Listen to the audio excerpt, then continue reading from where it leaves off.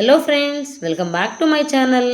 వారం మొత్తం పనిలో పరిగెట్టే నేను సండే ఎప్పుడు వస్తుందా అని ఎదురు చూస్తూ ఉన్నాను. రానే వచ్చింది సండే.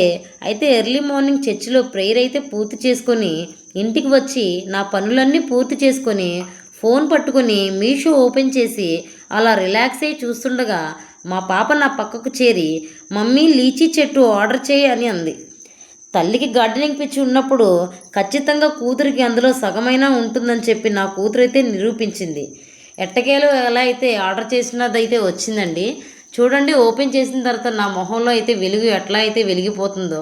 చెట్టు అయితే ఆర్డర్ చేశాను. చెట్టు అయితే చాలా బాగుంది. 110 అయితే నాకు ఈ చెట్టు పడిందండి.